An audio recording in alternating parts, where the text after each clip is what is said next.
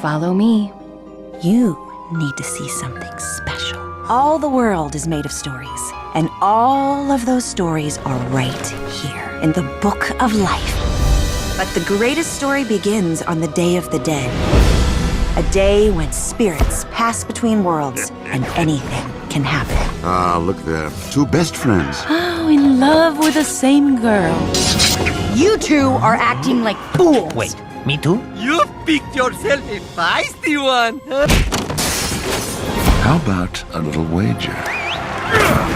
I bet that Maria will marry Joaquin. Very well. By the ancient rules. The wager is set. Manolo, it's so beautiful. I will lose the wager. Fix this for me, old friend. I may not be the town hero, Maria, but I swear with all my heart, I will never stop loving you. Snake! Manolo!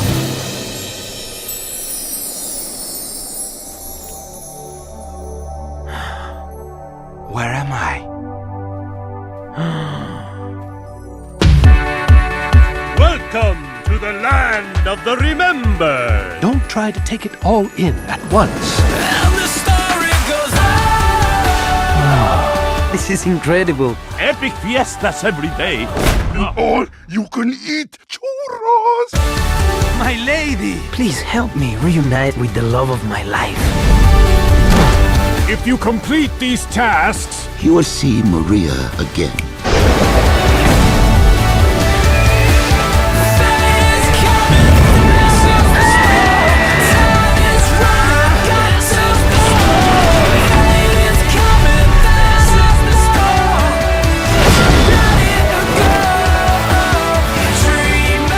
Hey, girl. Get that a lot. The Book of Life. Hold it! I know exactly what to play! You got what I need! Wow, that totally captivated her. Too slow, Pixar. Too slow. As you might recall, Pixar has been working on their own Day of the Dead film, but I think they're going to have a very hard time competing with this one.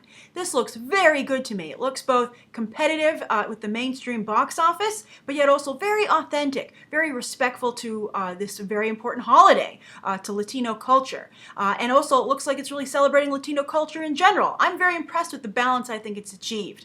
But one of you isn't so sure. Someone actually wrote into me about this trailer. She has some concerns about whether or not it's too commercial, perhaps at the expense of Latino culture, and I'll get to that in a moment.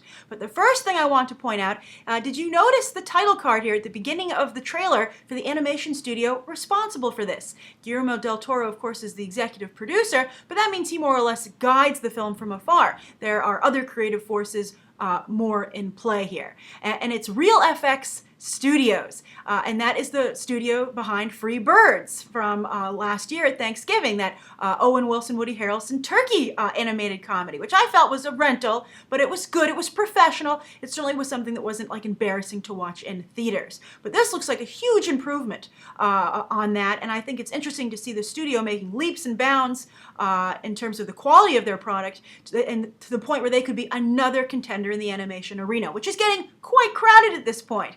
Everybody is getting in there, and everyone is actually contributing some really good material. As I said, I think this looks really good. I love the visual design, and this actually plays in front of Maleficent, so you might have seen this trailer yourself in theaters. I got to see it both in 3D and non-3D as I saw it here. I knew this would look good in 3D from when I first watched it online, and what I can tell you from watching it in the theater in front of Maleficent, the 3D also looked quite good.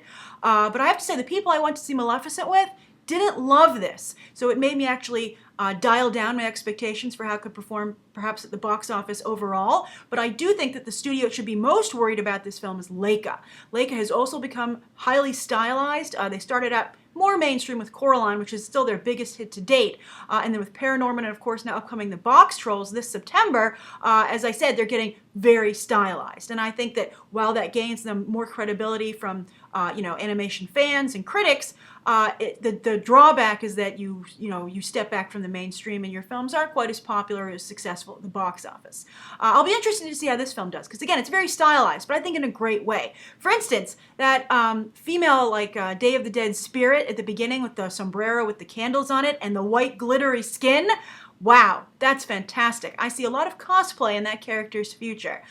She looks really phenomenal. I thought that character design was great. All the character design here looks really intelligent and well done.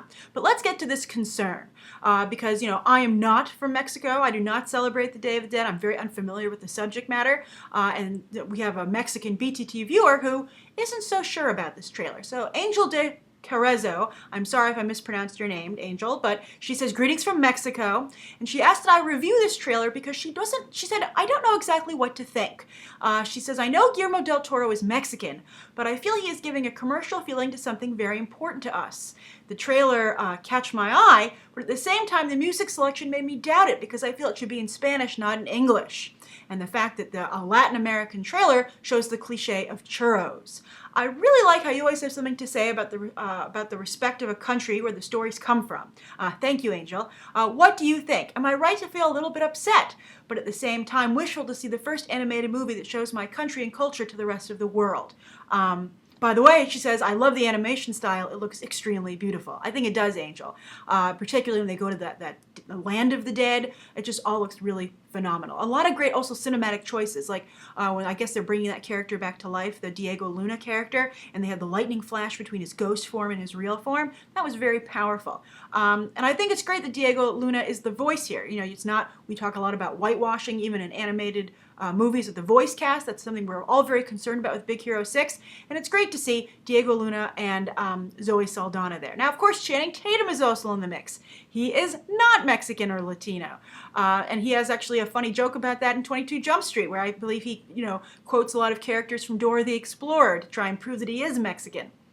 But I think that just like you're seeing some commercial aspects in this trailer and then in this film, that's why Channing Tatum is there. Again, it's that very delicate balance of authenticity, but mainstream appeal. As for the churro joke, I can see why that might upset you. But I have to say, I think it's very harmless, and I think a lot of people like churros. And I think food and sometimes the stereotypes of a culture are people's first experiences of that culture who come from outside of it. And people love those things. And I don't think the joke is made in a negative way. So I think if you use those elements to bring people in, and then once you have them in saying, hey, don't you love churros and nachos and mariachi music? And, as an American, I'm like, I do love all those things. And then you say, well, now that you're here, let me explain to you the importance of this holiday and some other great things about our culture that you might not be aware of. So I think it's a very smart choice. Again, I don't know how this is going to perform at the box office. It's very, specific. But, then again, the Latino demographic has become quite powerful at the box office. Certainly is responsible largely for the success of the Fast and Furious franchise. Not solely, though, but enough that I think to bring in some great numbers for this movie all by themselves. But I hope other demographics will come in. This is, again, a very important holiday, as Angel points out, that most people don't really know about. We're not exposed to it, and I think it would be great for us to realize why it is so important. I mean, it seems a little bit, morbid sometimes, but at the same time, why is it so great? What are we not getting? And also, of course, let's not forget that Halloween has become a very commercial holiday, and this could be a great addition to the Halloween DVD collections that I'm sure we're all building. I'm certainly working on it, and I think this looks like something I'd love to see. Love it. I think it's great. And Angel, I can see why you're not sure. I can see why you're a little concerned, but I think anything that exposes a large number of people to a new culture is a good thing. And so far, at least, it seems very respectful to me. And I think it's walking that fine line between, as I said, authenticity and commercial appeal very well up to this point. So let's keep an open mind, and we'll see how it goes. We'll see how it plays when we actually get to watch it in September. But this is a very exciting movie, and I think it's a very strong contender in the animation arena, and perhaps even maybe to compete for that Best Feature Oscar, because I think it's great. Again, we talk about all the time about people getting recognition in Hollywood, and it's great to see a growing recognition of the Latino community, which does contribute so much money to Hollywood each year, and even every year, more money. All right, thank you so much for tuning into my trailer review. Please write down below what you think. Do you think you want to cosplay as that character? I don't even cosplay, and I'd love to dress up as her. She looks great. I don't know how I'm going to balance all those candles on my head. Maybe electric candles. Anyway, I love it. I'm already thinking about it. Write your thoughts down below. And also, what do you think of what Angel brought up? Comment on that as well. Do you think she should be concerned, or do you think that, we can trust Guillermo del Toro? Write your thoughts down below. Thank you for tuning in, and you can check out some more episodes right now.